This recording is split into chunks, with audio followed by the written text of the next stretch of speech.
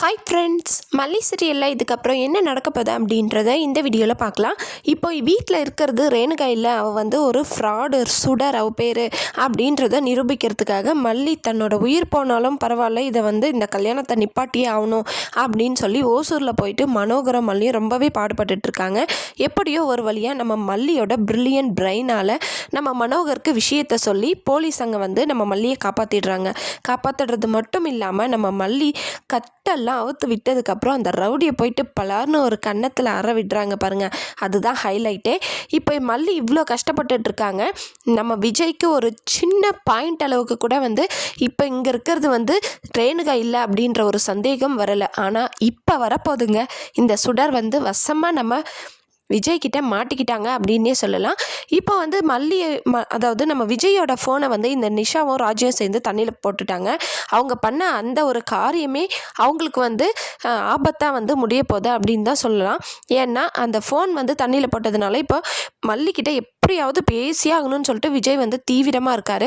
So இப்போ யார்கிட்ட phone கேட்குறதுன்னு தெரியாமல் கடைசியில் இந்த சுடர்கிட்டயே ரேணுகா உன்னோட ஃபோனை என்கிட்ட கொடு, உனக்கு ஏதாவது கால் வந்துச்சுன்னா நான் கொடுக்குறேன் அப்படின்னு சொல்லி கேட்குறாரு. உடனே இல்லைன்னு சொல்ல முடியுமா? இந்த சுடர் அப்படியே ஃபோனை கொடுக்க முடியாமல் கொடுக்குறாங்க.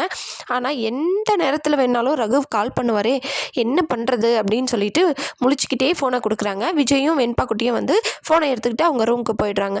அதுக்கப்புறம் எப்படியாவது இந்த விஷயத்த ரகு கிட்ட சொல்லணும்னு சொல்லிட்டு ரகுக்கு வேற ஒரு ஃபோன்லேருந்து ட்ரை பண்ணுறாங்க. ஆனால் ரகு காலை எடுக்கவே இல்லை.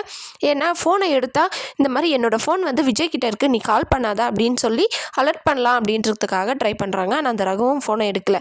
இந்த சமயத்தில் தான் நம்ம விஜய்க்கு இங்கே இருக்கிறவர் ரேணுகா இல்லையோ, சுடரா ரேணுகா இல்லையோ, நம்ம மல்லி சொல்கிற மாதிரி இவ ரேணுகா இருக்க மாட்டாளோ அப்படின்ற சந்தேகத்தை உண்டு பண்ணுறதுக்கான சான்சஸ் நிறையாவே இருக்குது. இப்போ ரகுவும் காலை எடுக்கலை. அப்படி இருக்கும்போது சுடருக்கு கால் பண்ண போகிறாரு ரகு.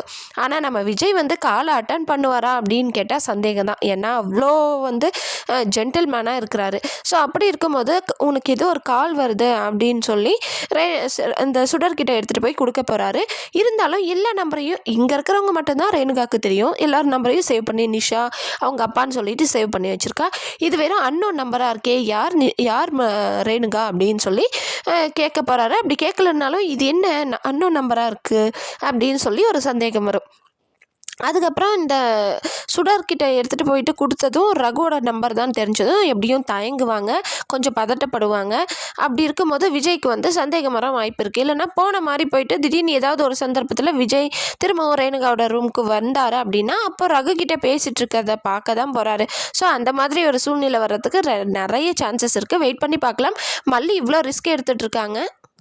அந்த ரிஸ்க்குக்கெல்லாம் ஒரு வேல்யூ இருக்கிற மாதிரி விஜய்க்கே இந்த சுடர் மேலே சந்தேகம் வர மாதிரி ஒரு சான்சஸ் நிறையா இருக்குது. வெயிட் பண்ணி பார்க்கலாம். இந்த வீடியோ உங்களுக்கு பிடிச்சிருந்தா லைக் பண்ணுங்கள், ஷேர் பண்ணுங்கள், மறக்காமல் என்னுடைய சேனலை சப்ஸ்கிரைப் பண்ணிக்கோங்க. ஓகே ஃப்ரெண்ட்ஸ், பாய்.